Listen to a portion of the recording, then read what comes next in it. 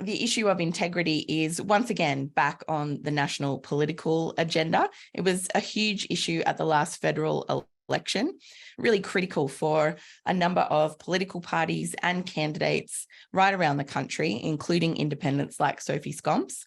One of the key issues that we saw raised was the need for a national corruption watchdog, which has now been legislated. But strengthening our democracy and accountability mechanisms and really restoring integrity to politics won't be fixed just by one body. So there is a need for a whole host of democratic reforms. There's a number of scandals at the moment that you might have heard of in national politics, particularly with external consulting bodies. I think we've got Sophie back on the line with us, Sophie. Oh, now she's gone again. But yeah, you might have seen the headlines around the PwC scandal with the external consulting firms that government uses for a range of services. But there's also issues around cronyism, or a culture of jobs for mates that's been engulfing federal politics for a number of years. And so there's a lot of issues to clean up. So that culture has been around for a long time, and there's no doubt it's not healthy for our democracy, but it can be fixed. So I am hopefully about to introduce Sophie Scamps, our special guest today. Thanks for joining us, Sophie. Hi, can you hear me? We can. Excellent. Oh, yay. Saved by the bell. Saved by the bell, exactly. Excuse me one second. So Sophie Scamps is the independent MP for Mackellar, and she made history in 2022 by becoming the first independent to win the Northern Beaches seat since that electorate was first formed in 1949. Sophie won the seat after promising a new way of doing politics, putting the community first, and she campaigned on a platform of climate action, integrity, and equality. And prior to entering politics, Sophie worked in the emergency department of Mona Vale Hospital and then practiced as a GP. We're delighted to have her with us today. Thanks for bearing through all the technical difficulties. Thanks, Sophie. Thanks, Ebony. And joining Sophie today is Bill Brown, the director of our Democracy and Accountability program. Sophie, thanks for bearing with us through all those technical difficulties, and everyone joining us from home as well. We're delighted to have you today. I wondered, before we get stuck into the bill, I just know that integrity was kind of a critical issue at the last federal election. Presumably, you know, you were going along as a doctor in your previous career. What made you decide to get into politics, and how important was integrity as an issue for you at the last federal election? Thanks so much, Ebony, and hi, Bill. Integrity was a massive issue, I think, as a lot of people know, at the last election. And the reason I got involved, as you said, I was humming along quite nicely as a GP, loved my role as a GP, but was also mindful, niggling in the back of my mind, that there was potentially, I was looking after a cohort of patients, but there was a lot, I felt there was a lot more I could be doing with the social determinants of health to look after people's well-being and health, and looking at things like action on climate change. We need a stable and climate and environment for people to thrive in. So there were a lot of thoughts going on there, and there really was, it seemed to me, a real void in leadership at the national level on things like action on climate change, on our environment, and particularly on integrity. And to cut a long story short, I kind of made this decision to do what I could in my own life. I'd got to a stage where I was very frustrated and feeling like something needed to change. So my decision was to do what I could in my own life and in my family's life, and sort of helped with the help of others, built this community group. And from there, it just grew and grew. But really what was fundamental to my campaign was that whole Voices of model, and we created a Voices of Mackellar model, and that involved the kitchen table conversations, where really we just sat down and listened to people who live in Mackellar, because people were feeling that they weren't being genuinely represented. So we felt, well, if people do want to be represented, we need to start with listening. And the aim wasn't at the beginning to run a candidate. The aim was just to hear from the community and highlight what the top issues were. And action on climate change was really was number one, as well as protecting the environment. But right smack bang underneath that was action on integrity in government as well. And there was a lot of debate around why on earth we didn't have a National Anti-Corruption Commission. And one thing I would say is that a lot of people ask, well, what sort of power does an independent have in a parliament where you're not holding the balance of power? And I would say that the power comes with highlighting difficult issues. And so we know that Helen Haynes and before her other independent MPs had highlighted this issue, that the federal government didn't have a National Anti-Corruption Commission until it became so widely known about. They highlighted it in the national conversation. So it became broadly understood. People knew that we didn't have it. And so that's how it became one of the hot topic election issues. And that is the power of an independent, that freedom and that ability to speak out on issues that maybe either of the big parties are not happy to touch on. So thank you to Helen Haynes for constantly highlighting that, and all the others who did the work on that previously. And I would also just add to that as well is the work that Zali Steggall and others did on climate change. They were the two top issues at the last election, both driven by independents because of that freedom to really represent their communities. Yeah, and as I mentioned in my introduction, we have seen that legislation to establish the National Anti-Corruption Commission now. Unfortunately, it doesn't have public hearings, which is something the Australia Institute has pushed very heavily. But one body like that isn't going to be able to clean up and fix integrity in politics. There is a whole host of issues. Can you tell us a little bit about the Jobs for Mates culture and why you're so concerned about that? Thanks, Ebony. Would love to. And yes, I agree. The National Anti-Corruption Commission is really just a first step. So it's wonderful to have, but what it does do is it investigates corruption after it's occurred or allegedly occurred. So what we actually want to do is really build that integrity infrastructure into our democracies so that we're preventing we can call it corruption, or really what it is just not acting in the best interests of the people that we're representing. So we really need to build that infrastructure, and there's a whole lot of pillars to that and a lot more work that needs to go forward from here as well. And this one issue that I felt was really important was this issue of Jobs for Mates, or the politicisation of the appointments process to those really important Commonwealth public positions. And we saw what happened. I think the most egregious example was what happened with the Administrative Appeals Tribunal with the last government, where 40% of those positions were had direct political connections. And that just helps to undermine the trust and the confidence that the Australian people have in our democracy. If you can't trust these really important institutions that underpin our democracy, then how can we trust the decisions coming out of them? So it really undermines that trust in our democracy.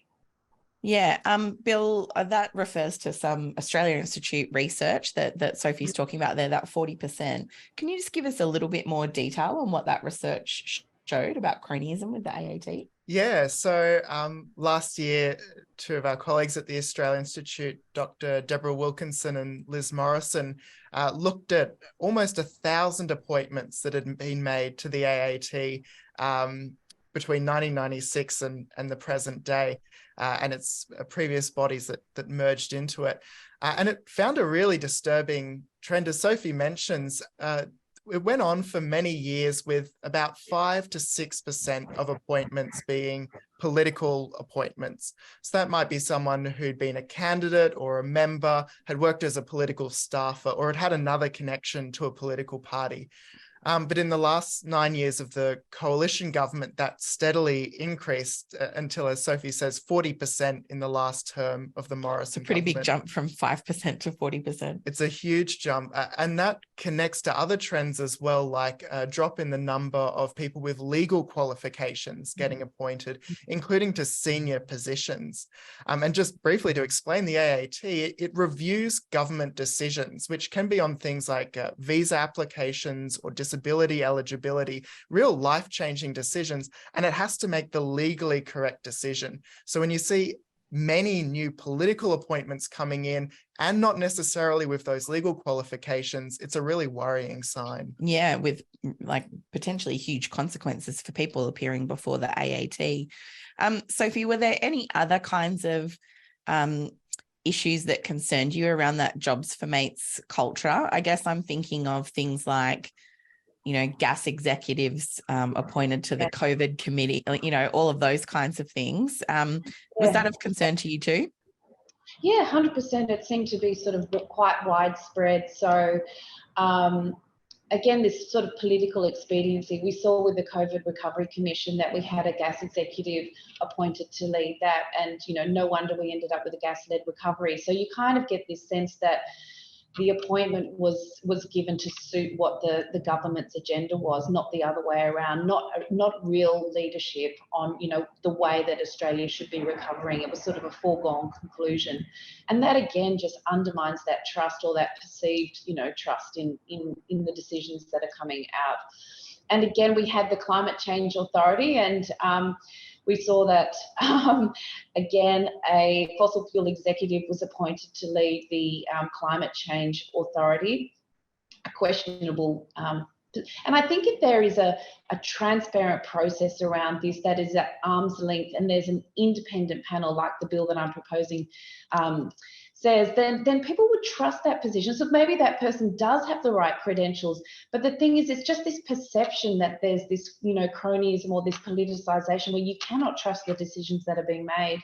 And I would say that, even though it's at the state level of government, we just saw the absolute train wreck that was Barilaro, just, the sense of entitlement and the co-opting of whatever plum positions for his own benefit and own gain really, really devastates our trust in democracy. And so it's just that mindset where people need to know that politicians and people who are appointed to these important democratic institutions are doing so and serving the public's best interest, not serving their own interests or their party interests. And we need to be able to have that confidence and that trust as well. So we will talk about, I'm sure we'll get onto it a bit later, but that's why there needs to be this independent process. The government currently is talking a lot about, yes, there's a process for expertise and all of this, but we need that process to also be transparent and also be at arm's length from the government quite often. And that's what my bill does. Yeah, so I was wondering if you could tell us, what are the provisions in your bill that are aimed at kind of fixing this culture? Yes, I'd love to. And I'll just mention very quickly just the, it's been in the news a bit recently, the appointment of Catherine Campbell as an AUKUS advisor is another questionable thing. And there's no transparency, although the government's been talking a lot about this transparent, open process of integrity. That's been a very opaque process. And sorry, just for people who might not be aware, Catherine Campbell is a public servant, kind of, is she associated with robo-debt? Is that the issue there? Yeah. The issue was, and we can talk about it a bit more in detail, and Bill, we can talk about that. But the issue was that Catherine Campbell was secretary to the social services and sort of oversaw the creation and implementation of robo-debt. But when the new government was brought in, I think they decided they would like somebody else in that role, and a role was created that Catherine Campbell was appointed to. So there wasn't any transparency around that whole reappointment process and the remuneration as well. But we can talk about that. But I'll just go into my what's called my Transparent and Quality Public Appointments Bill 2023. Colloquially known as Ending Jobs for Mates. And it really is about how do we make this process independent and transparent so we avoid that politicisation of public appointments. And it's just looking at federal or Commonwealth public appointments to major positions, not all positions, because that would be immense, but a large number of them. And it's around creating a a parliamentary joint committee on appointments with a public appointments commissioner. And also each department under the minister would have an independent selection panel. So on that panel would be the public appointments commissioner and the secretary of that department, and then up to 3 or 4 more appointments. And so that would be the independent selection panel. And then there's a whole lot of criteria when a position does become available. Then the minister would need to set out very clearly what the criteria are that need to be met to be able to apply for this role or meet the criteria for this role. And then that has to be publicly advertised for a minimum of 2 weeks in certain places, so that it is open to everyone who, you know, is interested in that role, and it can't sort of be done as a behind the scenes scenario. And then the independent selection panel would choose from the candidates, and they need to choose at least 3. And then it would be up to the minister to make the final choice out of that short list of at least 3 people. So there is an element of discretion still, ministerial discretion, but really it's at arm's length from the minister. And it's a way of ensuring that we are actually getting people with the correct expertise and skill for the role. And we need to know that, because these are incredibly important roles. And we need to know that Australia is getting the best person for the job, and we have that really cutting edge leadership on these really important issues. Yeah, it's such a good point. You know, these are often critical roles, deciding, you know, big public policy issues, and we want people who qualified for the job and looking out for the public interest, not just, you know, the latest person who needs a job. I can see we've got close to 300 people on the line with us. Thanks so much for joining us today. I think this is part of, as we've said, a huge focus on kind of restoring integrity to politics. Bill, we've seen in the last couple of weeks some issues around the use of consulting firms. It's a little bit different, I think, to the jobs for mates culture, but still goes to these issues of integrity. Can you just give us a quick rundown on what some of those issues, integrity issues, are that have been raised? Yeah, absolutely. So you'll have seen in the news the PwC scandal, which involves making use of data that they were trusted with by the government in order to help clients avoid taxes. Really kind of abuse of that trust that was placed in them. But it points to a broader problem, which is that our government increasingly relies on consultants even to do the core work of government, spending over $1 billion a year on consultancies that have their own priorities, their own loyalties to their private clients, and different incentives to a public servant who, working within a department, has certain obligations to be frank and fearless, knows that they might be called up before the Senate to answer questions about what they've done, and so on. It does tie in, I think, with this Jobs for Mates idea, because we see how tightly enmeshed the public and private sector can be. It's not just that a single contract occurs between the government and a consulting firm. It's an ongoing relationship. There's a revolving door of staff.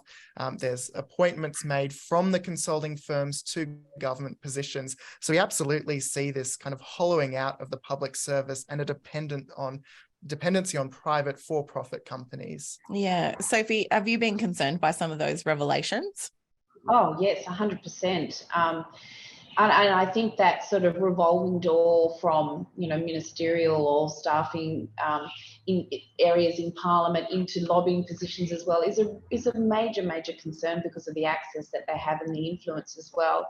And I think the Grattan Institute did some research as well around the likelihood of people who have direct political connections when they have an appointment to provide frank, as you mentioned, Bill, frank and fearless advice. Is far less likely that they will provide frank and fearless advice if it has been a political appointment, and there's you know, there can be concern about what that would mean for their future.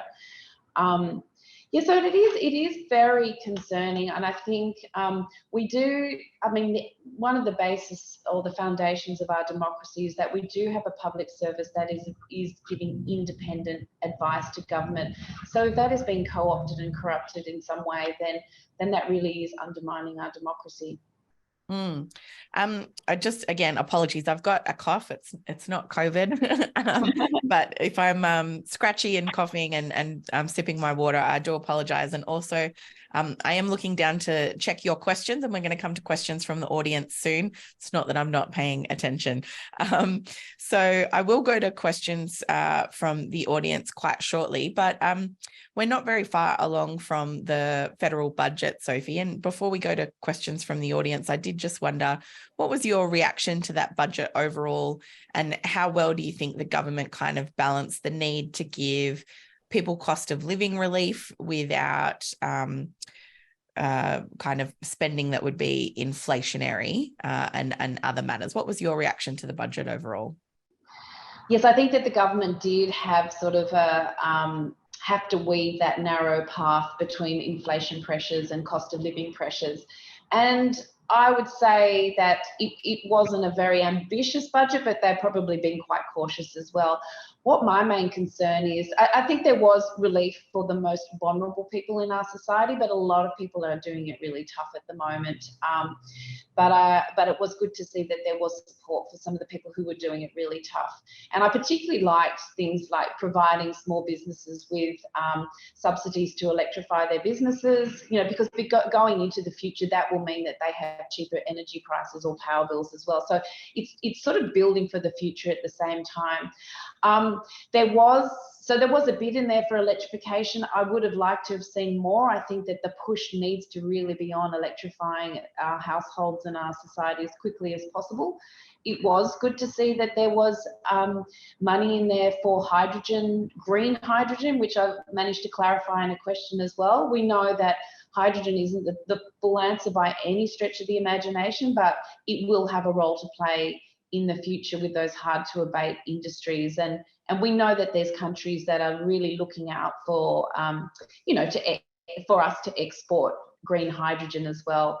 Germany, Korea, Japan, so things like that. But for me, the main issue with this budget was the fact that we have such enormous and ongoing expenses, into the future. We're looking at defence, we're looking at climate change, resilience and mitigation and cleaning up after disasters. We're looking at an ageing population, so growing aged care costs and also health costs with chronic disease and the NDIS. There's a lot of issues that we are going to need to fund into the future, and how we're going to do that. So looking at the government, with the 15% flat rate tax on multinationals, I think is a welcome step forward, but also just looking at the petroleum resource rent tax as well, and how ineffective it is currently at giving Australians sort of a fair return for the sale of what are our resources, the gas and the oil on offshore oil and gas.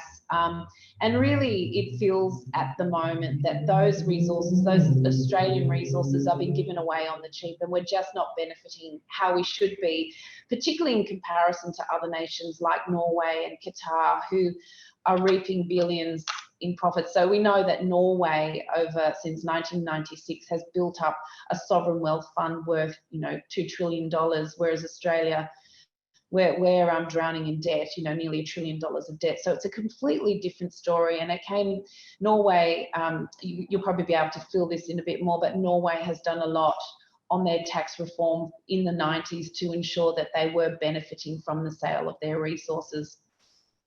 Yeah, certainly a lot more. And I think it was Richard Dennis last week in the wake of the budget, kind of talking about the fact that we export more gas than Qatar, but Qatar collects 20 times more tax from its gas industry than we do.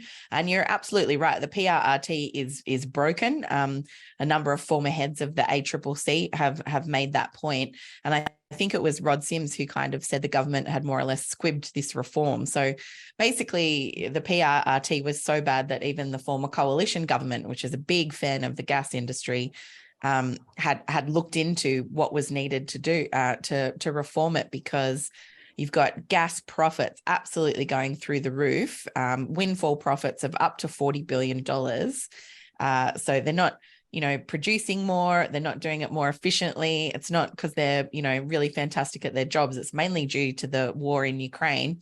So pulling in massive profits, but we're not really collecting much revenue from that. And as you said, Sophie, we've got so many issues that require revenue to address. We are just getting ripped off at the same time as we're paying through the nose for gas that we produce and own.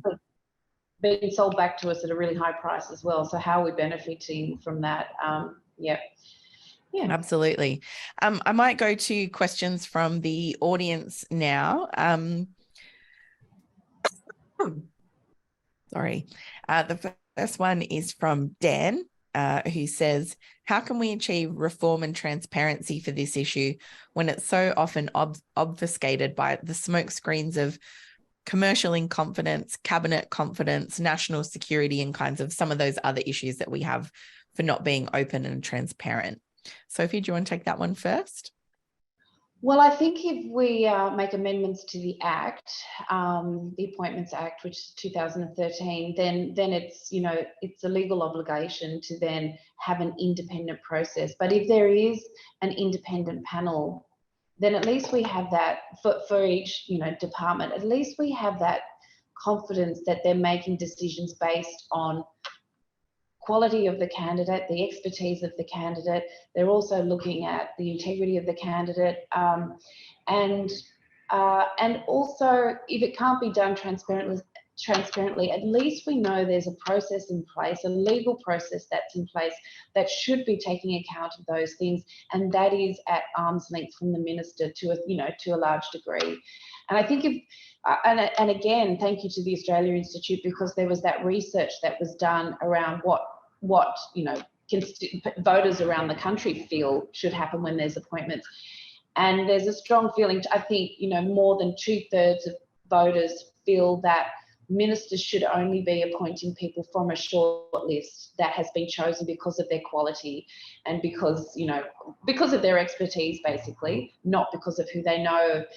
So I think that if there was a legal process in place that we could trust, then I think that if there was an issue of, that there need to be some privacy around it, then at least we know that there's a robust process in place that is taking care of that issue of expertise-based appointments. Yeah, Bill, did you want to add to that idea that, often transparency and accountability it's more difficult because of things like commercial incompetence, cabinet incompetence. We saw a lot of that during the pandemic with the COVID committee and national cabinet. How important is transparency like that to accountability? I think it's fundamental, and there are so many examples that abound of information that only comes out thanks to an alignment of circumstances. It kind of points you to all the different things that we're missing out on because those things didn't align. Advice about how Australia Post should be restructured that had to be kind of dragged out via a parliamentary process, or how much other advice to government isn't exposed by that same process. Or actually just recently with the appointment of Catherine Campbell, I think that came out through freedom of information requests. But we know that there are a lot of FOI requests that are sitting unprocessed, unreviewed with the Information Commissioner years after they were submitted. And, at this point, they've lost the political saliency that they once had. So without shining that light on the inner workings of government, we do miss out on what's going on. And it also points to the fact that as well as these important changes to how the law works, we need cultural changes as well. A public service that realises that it's responsible to Parliament and the public, not just to the minister of the day, and responds to, say, an FOI request accordingly. So absolutely, I think it's very important. These things operate in tandem. I'm really sorry about my cough. I was hoping I could make it all the way through. I might just have to step out to cough for a bit. But the next question that I have is from Birchall Wilson. Sophie, Birchall asks, should the issue of jobs for the boys be extended to awarding of government contracts to consulting firms? I mean, I think again, if there was greater transparency around how these jobs, these roles were appointed, I think yes. Because, I mean, I just recently heard where often it's the name of the agency that gets them the job, not actually what their experience is. Bill, you'll probably be able to speak to this as well, but if there was some sort of just criteria. So because I think what happens is, Bill, please speak to this as well, is that often it's given to the big accounting firms or whatever it is, rather than a smaller firm that might actually have great expertise in that area. Bill? I think that's right. And it's been described as the big con, the confidence trick, that consultants place such a premium on delivering advice with confidence. And that does lead politicians or commentators or public servants to place more of a reliance on it than it strictly deserves. If you actually go through it line by line, there's not as much there as that it appears to be.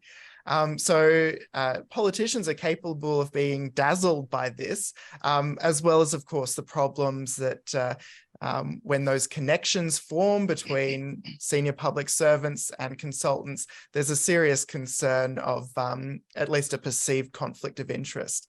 So there's definitely multiple elements there, and it's worth a review. And Bill, we've called for basically companies that breach the public trust, like PwC, to be banned from receiving future contracts. Is that right? That's right. And I think that's important. I don't think there's any private company that would allow for to continue contracting with a company that had betrayed their trust, as we've seen with the government and PwC, for example, although other examples exist. We need real consequences for consulting firms that are caught out like this, and a ban on receiving future government work is kind of, I think, proportionate and the least we should be asking of them. And just as a follow-up, because I think it goes to this issue of accountability and transparency. I mean, we have seen previous governments pursue aggressively whistleblowers, for example, that have made disclosures to the media and to the parliament in the public interest when they've seen wrongdoing in the public service, for example. But we haven't seen that kind of aggressive approach when someone has used secret information basically for profit here, have we? I think that's one really disappointing element of this, that we've seen whistleblowers and their lawyers hounded by governments, facing potentially life imprisonment, or the rest of their lives in prison. And there doesn't seem to be the same serious treatment taken when the misuse is for profit. One thing that struck me is that it wasn't even misused for that much profit. In the Sydney Morning Herald, Elizabeth Knight kind of observes that PwC alienated the government, which is a multi-hundreds of millions of dollars a year client, and as one of the biggest platforms in the country, for as far as we can tell, $2.5 million. So it also raises the question, why are we taking strategic advice from a company that seems to have acted, set aside the moral issue, just acted without any kind of strategic nous themselves? Yeah. The next question that I've got is from Cheryl Tonkin. Sophie, she asks or observes, not hearing much from the Teals regarding the progress of this government on climate change. Are you being sidelined or misaligned, or how would you respond to that type of question on how the government's going so far on climate?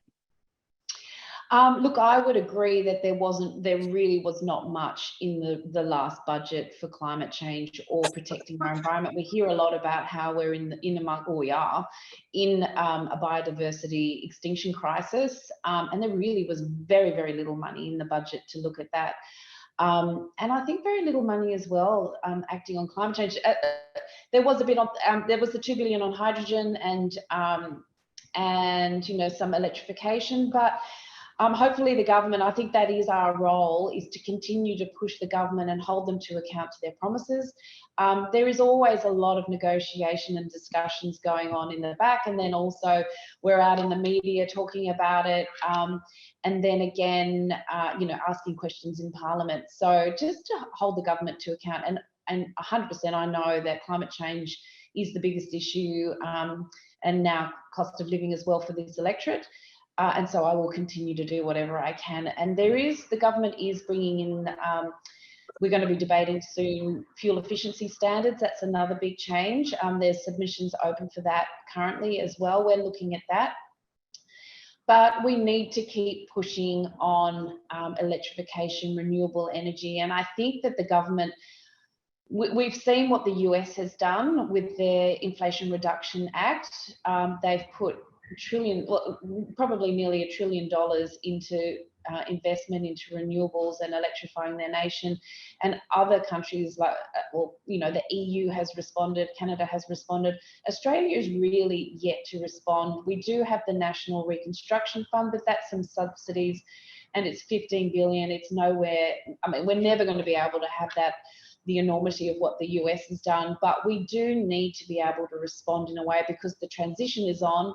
If Australia, we keep hearing about this, how Australia is going to become a superpower, but we actually need to invest in that and make sure that it happens. And I think that my role and the other crossbench role is really to continue to push the government and hold them to account on that, because the opposition is silent on it. Yeah, and that's something that the Australia Institute noted in our budget coverage, which you can find on our website, is not only, do we need to be putting more into restoring nature and tackling climate change, but we're still subsidizing the problem. We're still spending billions of dollars every year on subsidies to the fossil fuel industry that are making climate change worse. So there's still, a fair way to go there. Exactly. And one thing I'll just add to that as well, not only are we subsidising the fossil fuel industry, but we're also subsidising the logging of native forests. It's unsustainable. It's not economic. We're subsidising it so it remains afloat. And we have this incredible biodiversity crisis on our hands, yet we're cutting down one of our greatest resources, and incredibly unique. And so that's another thing that I would like to call for, is an end to those subsidies and an end also to native forest logging. And that's not an end to logging, full stop. That's an end to native forest logging, and to support that transition across to plantation and new types of wood products. No, it's a really good point. Apparently we're going to set up a green Wall Street to tackle biodiversity. Meanwhile, we're still logging habitat. It just makes no sense, does it? The next question that I've got is from Anthony Warren. And Sophie, he asks, interested to hear your thoughts on the new Labor government and how willing they are for meaningful reforms on integrity, especially in light of recent news and reporting on the gaming minister, Michelle Rowland, being found to have accepted campaign financing from Sportsbet. And we do have a couple of other questions that touch on kind of campaign financing in general. Yes, I agree. I think that this culture of political expediency is very entrenched, or has been very entrenched for years. So the government is talking a lot about greater transparency, greater accountability, expertise based when they make their decisions. But there's still a lot of questions, and I would say the Catherine Campbell case recently around that appointment and the lack of transparency around that is one question. And again, with Michelle Rowland accepting gifts and campaign donations from, the gambling sector, when that is the sector that she's reforming, has huge question marks. And I'll say again, the only people asking the questions in Parliament were the crossbench. Again, the opposition was silent on that. And so the role of the crossbench is really to work both with the government and try and work constructively on improving legislation, but it's also holding them to account and doing what they actually say they're going to do. I think it's unacceptable that a minister would accept donations and gifts like that. They sort of got away with it because she did declare them on the register, but it's still not good enough. It's still not good enough. There's always a level of influence there, and then that biases decision making. There's got to be something that's done about that level of accountability as well. Bill, do you have a comment on that? Yeah, Bill, I was going to ask, I think that brings up two issues. One, your thoughts on campaign kind of finance and electoral reforms and those kinds of things. But the other one, I guess, was around, where do we go from here? And I think Sophie's point about the role of the crossbench in keeping these issues central to the public debate. Yeah, so on kind of political finance reforms, I think the most obvious first step is for more transparency. So we do find out about these contributions from the gambling industry, but because the threshold for disclosing contributions is so high, we don't really know what else we're missing out on as part of that story. And it's also the case that because reporting is kind of done as a block of donations for a year, and it happens several months after the close of that financial year, it takes us a long time to find out about these contributions, even though the influence of those donations happens at the moment that they're made. So lowering the donation threshold and disclosing donations in real time, which outside of an election might mean within weeks or a few months, and in an election would mean even faster than that, would really go a long way to finding out just how broad and pernicious this influence is. But I think also to kind of the second part of Eb's question, it's right that the crossbench can play a different role to that of the opposition in holding the government to account. Because every opposition will at some point be a future government, there are different incentives operating on oppositions, which can limit the kinds of questions that they probe, the kind of areas that they're interested in digging up dirt on, because it may dig up things from their previous term in government or might make it harder to govern in the future. So crossbenchers play this really interesting kind of liminal role in providing that scrutiny. The next question I've got is from Phil, who Sophie asks, should any firm or person, including related parties, be prevented from taking up Commonwealth jobs or contracts if they've made a donation to any political party? Kind of a bit like the reverse of the coin from the crown provisions in the Constitution. So, I mean, Bill, I think that you're going to speak to this one more than I am, but because it does depend, I guess, on the size of the donation as well. But yes, we do have to look. We do need far greater transparency. I think it does come down to transparency. Who's donating? What roles have they got in advising government as well?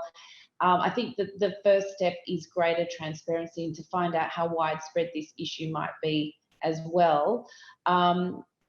Yeah, it is something that definitely needs to be looked at, I think, because where there's donations, there's influence, isn't there?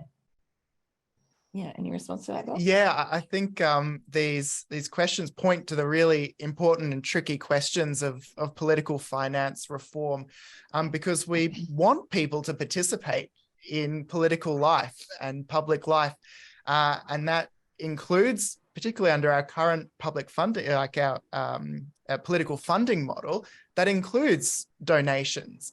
But on the other hand, we want to avoid any sense that those contributions are done for any kind of personal gain, or that there's an element of cash for access there. And because cash for access can be achieved so cheaply, you can't just provide a kind of numerical threshold beyond which a donation is clearly for access and beneath which it's clearly out of the goodness of one's heart. Those things are actually really tricky to disentangle. So I guess we come back to transparency as the first kind of diagnostic tool to figure out what's going on. And then I think we do need to consider how can we trace what the influence of these contributions are? Are there some that because of the circumstances, the size, the source, are more dangerous or more prone to a conflict of interest than others?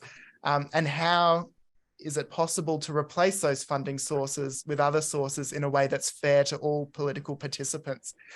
So it's a really important issue, but it's not one that I think we've found the answers to yet. The next question is from Michael, Sophie, who asks about an allied concern, as he's described it. Ex-ministers and MPs and prime ministers obtaining positions in industries they were responsible for while in Parliament. tell us a little bit about that? Would that be impacted by your bill at all, or is that kind of a separate matter? Look, it would be a separate matter, and it is another issue that needs to be addressed. I think that, you know, thinking about your level of influence and your all that type of thing. So ministers going into, you know, lobbying roles for the industry that they were in charge of in many ways. And you know, so there is an issue with that revolving door between Parliament and lobby groups and all that type of thing that does need to be looked at. And I think that there will be some work happening on lobbying and lobbyists as well.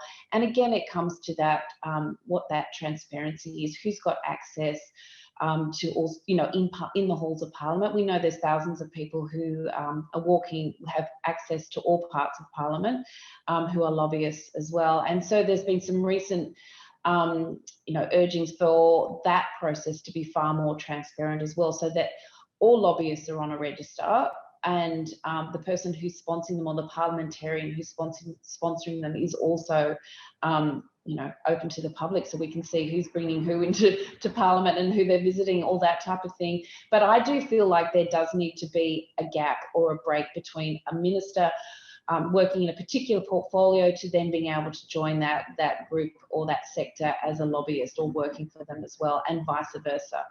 What that time frame is, I mean, I would be happy with a few years, I think. What do you think, Bill? Yeah, I think I'm not sure about the exact time period, but we've definitely seen these kind of very quick transitions into roles that would be intimately involved with the position that the minister, or in some cases an MP, might have held before. And part of it might be providing more funding for MPs once they finish their time in Parliament. And that's a kind of interesting question for the public. Would you be willing to pay, say, a more generous pension for MPs if it was tied to a requirement that they not work in a sector where there might be a conflict of interest concern? There's such reluctance to spend more on parliamentarians and ex-parliamentarians, but it might actually be a useful integrity measure if it was accompanied with strict rules. The next question that I've got is from Bernie, and Sophie, it's more around climate than integrity this time. Bernie's question is the climate emergency now downgraded? And what are your thoughts about so many new gas and coal projects being rubber stamped by the government? Oh no, the climate emergency is not downgraded at all. That's still, I think, what is going to, it's just going to be growing as we go into the future, as we face more disasters, and you know, our international neighbours do too. I think we are just at the start of the response that needs to happen. I do feel that the government they've been in for 12 months, but is gathering their thoughts about how they're going to respond to the Inflation Reduction Act, because we do need to respond to that. And as I think I saw on the chat as well, there's a few issues that haven't yet been looked at, and one of them is the EPBC Act. That's sort of been pushed down the road a little bit. We should have dealt with that already, and it hasn't been dealt with. And so in the meantime, without I'll just explain what the EPBC Act, it's our environmental protection and biodiversity conservation national laws. They are not working. We know from the State of the Environment report that they are absolutely failing both our environment. We're in a biodiversity crisis, and we also know that climate change is supercharging that deterioration in our environment. So the government promised to act on that, to change them, to strengthen those laws, but that yet hasn't happened, and it's sort of been kicked further down the road. And a lot of you would know that what a lot of people are proposing is this climate trigger. So not only looking at when a large project is proposed, to one of the things that needs to be looked at is how this project will affect our climate and climate change in general. That's not currently in there. Another thing that I'd like to see strengthened as well is the water trigger, and how our water supplies, our underground reservoirs will be affected by some projects as well. So that exactly has been kicked down the road, and it's something that, again, we need to push the government on to act, because in the interim, with these weaker laws, like we saw coal mines and gas mines are getting pushed through, we need to act on that now. And one thing actually that was proposed by one of the not-for-profit environmental groups was a pause on these on gas and oil and coal projects, fossil fuel projects being approved until the EPBC Act has been addressed and strengthened. Yeah, that would certainly be a good interim measure. The Australia Institute and others have been pretty strong on the idea that the United Nations, the International Energy Agency, the world's scientists, and I think a majority of Australia's scientists are just really very clear. We don't need any new fossil fuel projects in Australia, and Australia is the third largest exporter of fossil fuels in the world. We're not a small emitter. We're actually a huge global player when it comes to fossil fuels. And just in the last week, we have seen the Environment Minister, Tanya Plibersek, approve 4 new coal mines.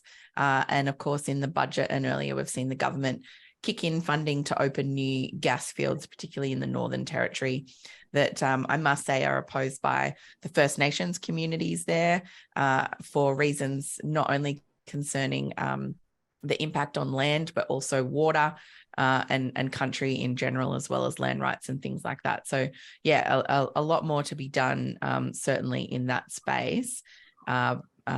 Certainly a lot to look at there. I agree. We've got only a few more minutes. So I will ask Sophie just this last question around whistleblowers and how whistleblowers can be protected so they know that they can report wrongdoing without fear. Do you have any thoughts on that? Yes, 100%. We need to protect our whistleblowers a lot better than what we are. As Bill mentioned earlier, we have incredible heroic whistleblowers who are facing, jail terms because of what they did, disclosures on Australia's actions in, during wartime activities and also around robo-debt. They were done in the interest of Australia, and yet they're treated as criminals. So we need to do something that supports people, because obviously there's a lot of people who will not step up because of the risk, the personal risk. And so we're really relying on these people taking a huge risk with their own lives. And we know facing jail time, marriage breakdown, losing their jobs, all these things, there's really nothing there to incentivize people to be a whistleblower, except that they're doing it in the public interest. And we look at how they've been demonized. And I do think that your comments about how whistleblowers are just pursued relentlessly in a criminal way. Yet when we look at what PricewaterhouseCoopers did with the release of very confidential information, there has not been the same response. It's quite stark, that difference. I would like to see, I think when we were debating the National Anti-Corruption Commission, I and the others were fighting very heavily for there to be greater protections within the National Anti-Corruption Commission for whistleblowers. The government was quite keen that actually the way they would do it was to amend the Public Interest Disclosure Act, and that needs to be strengthened so that whistleblowers are protected into the future. Bill, did you have any comments on whistleblowers? Yeah, I think it's almost unfinished business from the National Anti-Corruption Commission, because they're going to depend on reports from whistleblowers for some, not all, but some of their investigations. And a whistleblower protection authority is probably part of that unfinished business, to have a central place that can protect whistleblowers, can provide them with information, test legal cases to defend them, and find out what the extent of the law is. So that would be a place to start. We are going to have to wrap it up there. Please thank Sophie Scamps, our special guest today, and Bill Brown. Thank you so much for your time today, Sophie. It's been great to have you for this discussion. thank you to everyone who put in a question for Sophie and Bill. As always, I'm sorry that we can't get to all of them. Do make sure you check out our podcast, Follow the Money. You can find that on Apple, Google, wherever you normally listen to podcasts. This week, Bill and I are talking about the PwC scandal and the role of external consulting firms in the government. And don't forget to check our website for upcoming webinars. We're hoping to do a few more webinars around the Voice to Parliament, for example, as well as a bunch of other issues. So head on over to australiainstitute.org.au to find all of that, as well as our latest research on consultancies, integrity, and other issues. Thanks so much for joining us, and we'll see you soon. Thanks, everyone. Bye.